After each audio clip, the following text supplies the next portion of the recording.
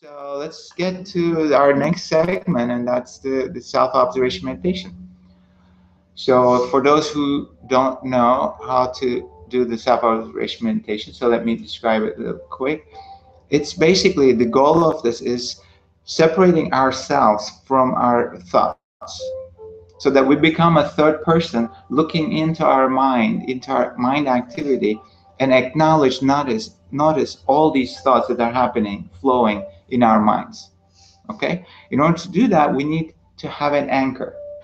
So our anchor will be our thumbs. So bring your fingers on top of each other like that, and thumbs on top, and then put your hands very relaxed on your lap. Shoulders are relaxed, everything is parallel, feet are flat on the floor, feet, knees, and shoulders are all parallel, straight back, neck, and head. Everybody's doing good. Make sure that you have that circle and you keep that circle throughout the meditation. Okay? Excellent. Take a deep breath in. When you're exhaling, close your eyes and bring your attention immediately to your thumbs. And I'm going to set the timer.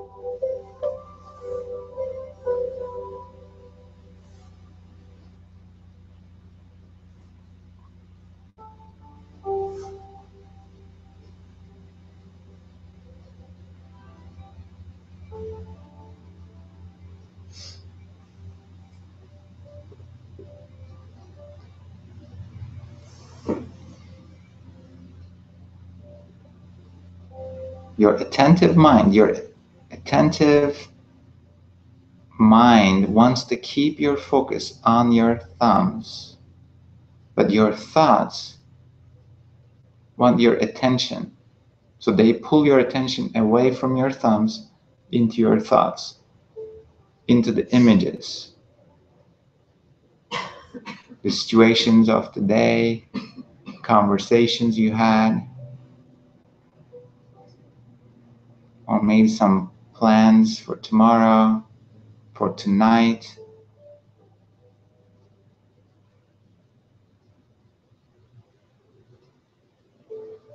Whenever you notice that your thoughts pulled your attention away, bring your focus back to your thumbs.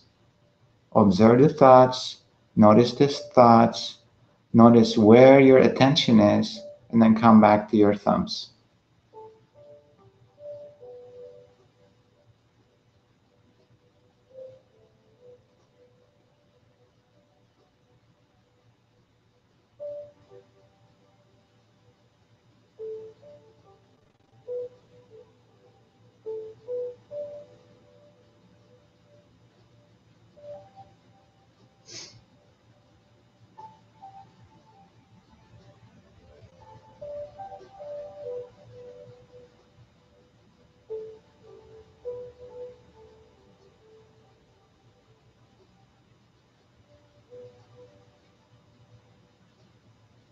Check in with yourself. Where's your attention now? Are you already lost in your thoughts? If so, observe that you are thinking thoughts.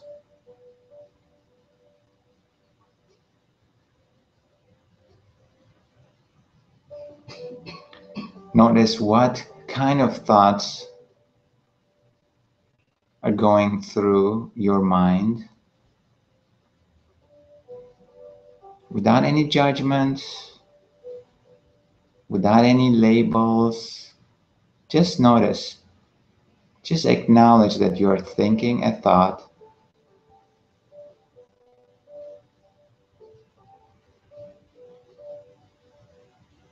If you like analogies, it's like there's a pond in front of you and a lot of fish in there. Thoughts are like that in your mind, and you're just pulling a fish out of the pond, looking at the fish, and then releasing it. You're reaching out with your hand into the pond, grabbing a fish, looking at the fish, noticing the colors, noticing what it is, and then releasing it. That's how it is. Observing the thoughts, like clouds in the sky passing by. You're not attaching to them, but you're aware that you're thinking. Then get hold of your attention and then go back to your thumbs.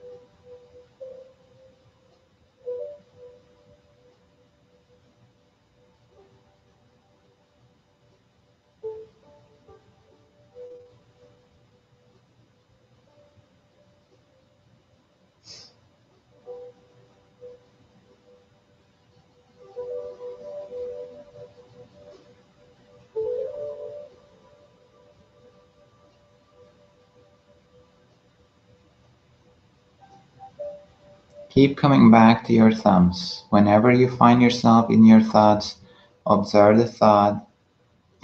Become that third person. Become that third person. Witness your thoughts. The technique is to get hold of your attention. To get hold of your attention and to go back to your thumbs.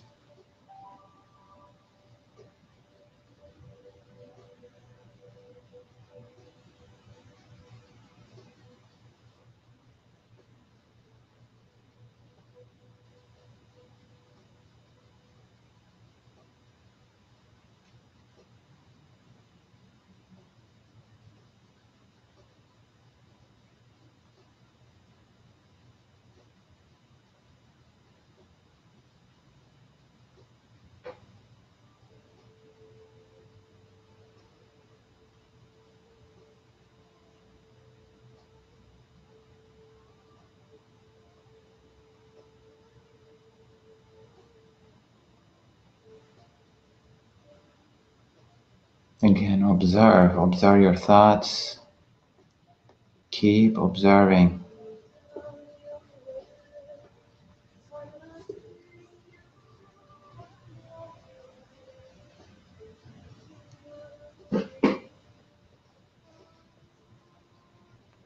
If you have an active, attentive mind, you will not get too relaxed.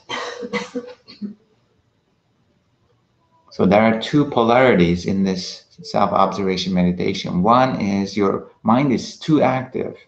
You can't even feel your thumbs. You can't even bring your attention to your thumbs.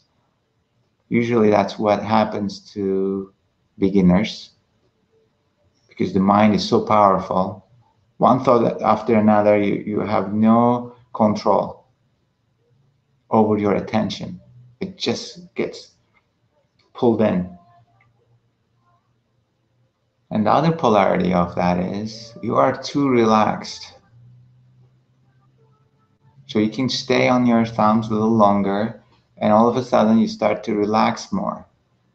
You lose your posture.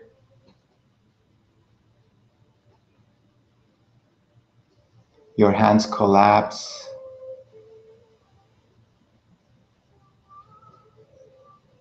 So try to ride in between.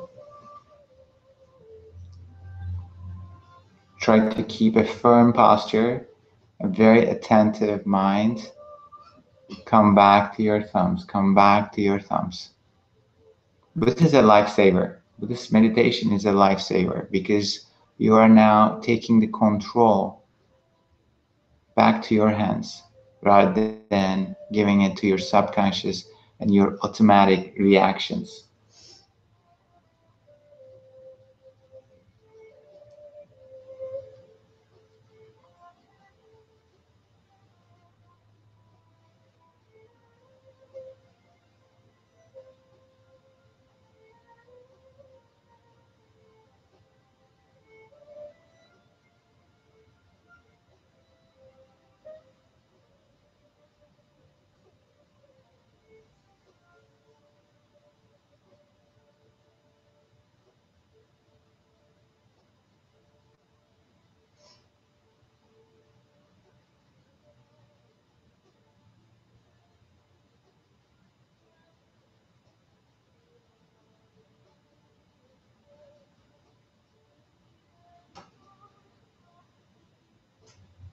Come back to your thumbs again and again.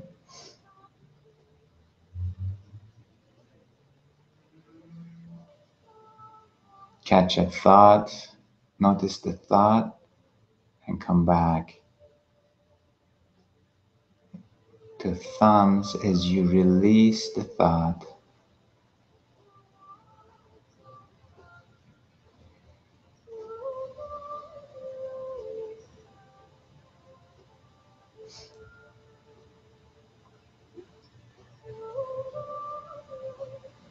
If you like, you can change the attention, you can change the direction of your attention, you can pay attention to your breath. Then bring your attention to your feet, how it feels, touching on the floor. Then you can bring your attention back to your thumbs.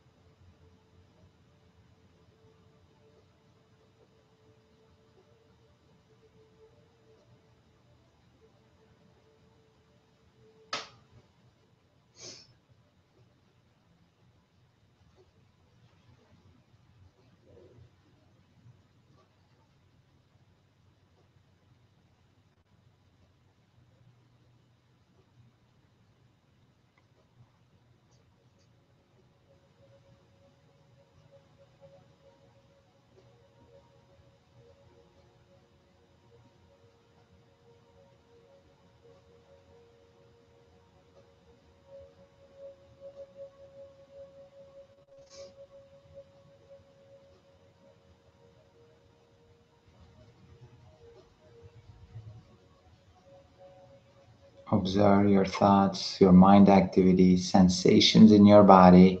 Beautiful.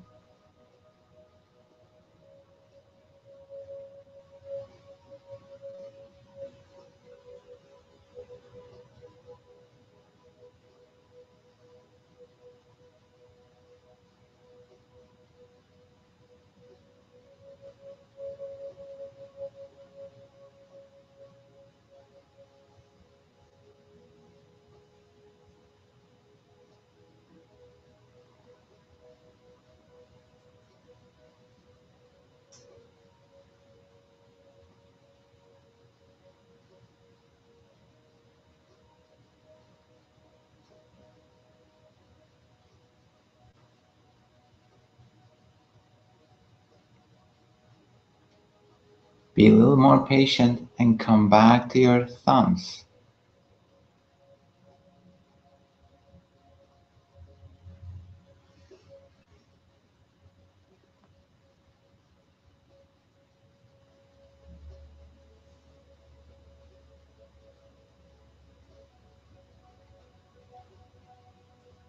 Three more minutes. Give your best shot. For some of you, this might be the longest you have meditated. You felt that tug of war, if you will, between your thoughts and your attention.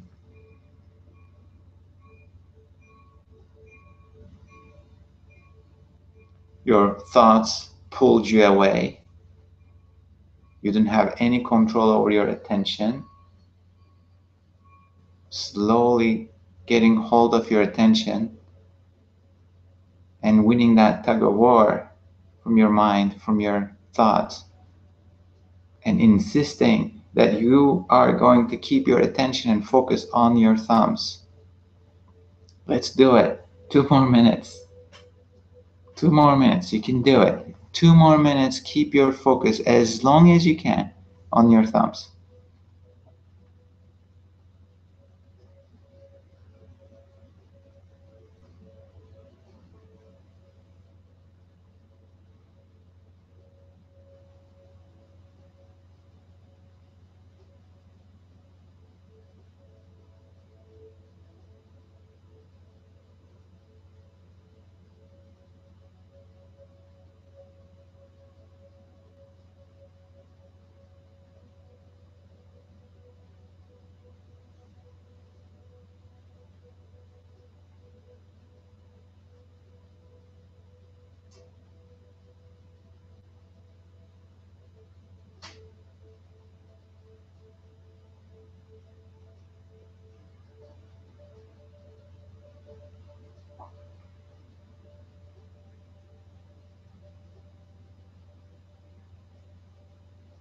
Come back to your thumbs.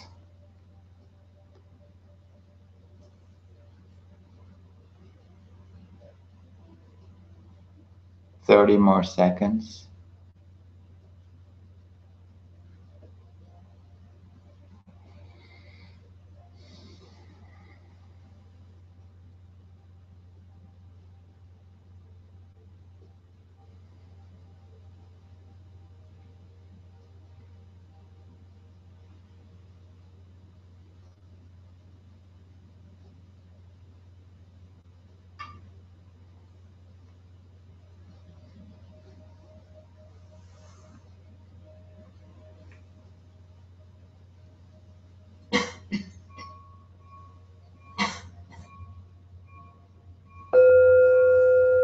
Take a deep breath in.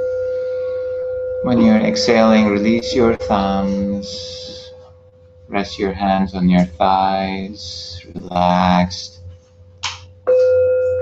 Take another deep breath in. And when you're exhaling, slowly open your eyes. Coming back to the room.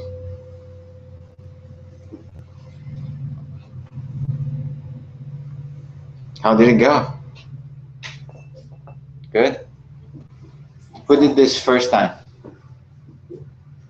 Okay. And any questions on the technique? No? Okay, so let me talk about the benefits of the self-observation meditation. But before, I like to kind of go into the subject through why do we study the system of life. How many of you listened to the first podcast of the Institute for Inner Peace and Harmony on iTunes? Okay. So in the first episode, I tried to explain why we investigate, and through the investigation, I walk through the roller coaster ride that we live, that we experience in life.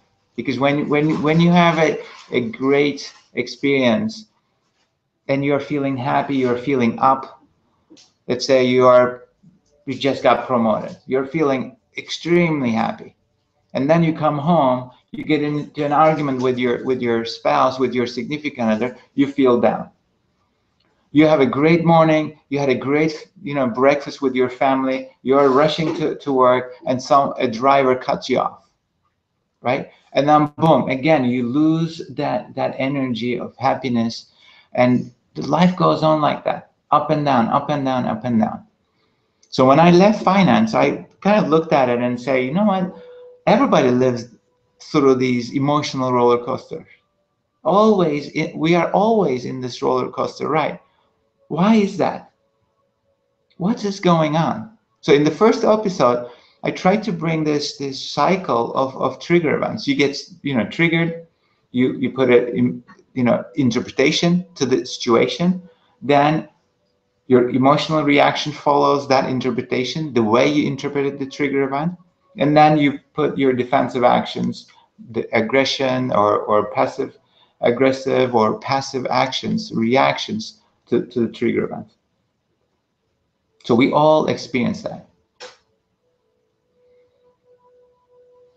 How much control do we have over our reactions? 0.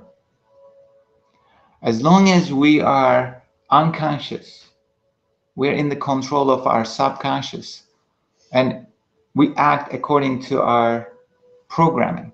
And the programming determines the way we perceive these trigger events. So therefore, it is very important to study the system of life and understand why we are in this roller coaster ride. So if we want to understand a roller coaster ride and why we are so reactive, and no one can really control their reactions, If you're programmed to be passive, you're going to be passive. If you're programmed to be aggressive, you're going to be aggressive. The way you used to live and react to things, you will do the same thing over and over again. So the reason we study the system of life is to understand what is going on in our programming. Since we're in Silicon Valley, I call it source code, right? We see every time the same program on the screen. We are not happy about it, but we don't have access to our source code to change it. So when we start studying the system of life, you start to understand why you react to things. When you are doing the self-observation meditation we just practiced, you start to create a space between yourself and your thoughts. Why is that so important? The reason that space is so important, that distance is so important, it gives you access to your thoughts, and the thoughts give access to your source code, to your programming. So therefore, as long as you have 3 minutes a day, I will highly recommend doing the self-observation meditation to create that space, to gap or distance between you and your thoughts. Because when you have that control over your attention, then you have the understanding of your thoughts and the conditioning, then you can start choosing. In that moment, it's a fork, it's a moment of choice. You can go the same way that you have done and reacted for decades, or you can gain maybe a fraction of a second and say, you know what, I've been always passive. I always left the room when I was angry. I always, kept my mouth shut when there was an argument. I avoided conflict. What if I throw a sarcastic comment this time? So now you have a choice to react differently. Or how about I tell the other person how I feel, etc. But that opportunity does not exist until you create that space. And that's why it is so important to study the system of life, and more importantly, to practice the self-observation meditation. Okay? Any questions? So when we look at our thoughts, our perceptions, how we give meaning to these trigger events, it is really our palette, the color that we paint these situations. And again, as I said, the reason we paint those colors is exactly according to our programming. And in our programming, we base the source code on our fears.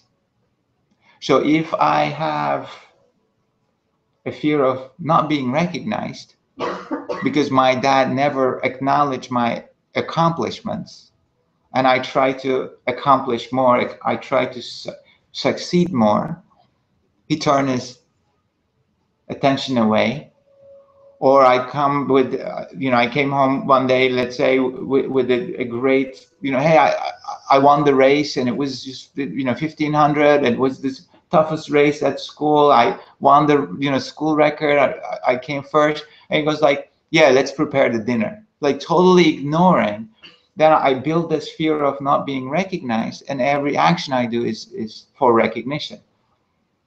And anybody, not just my dad anymore, anybody who turns away from my recognition, I will react.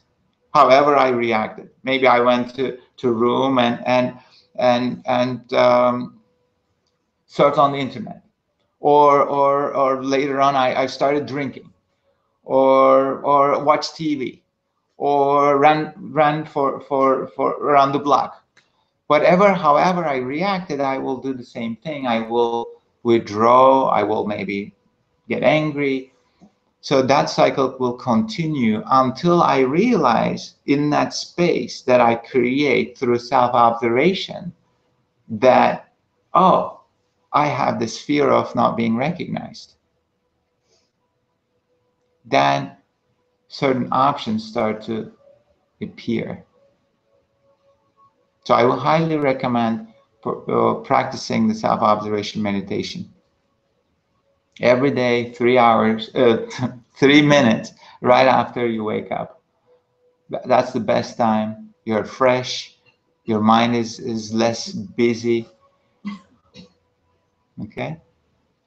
Very good. Very good.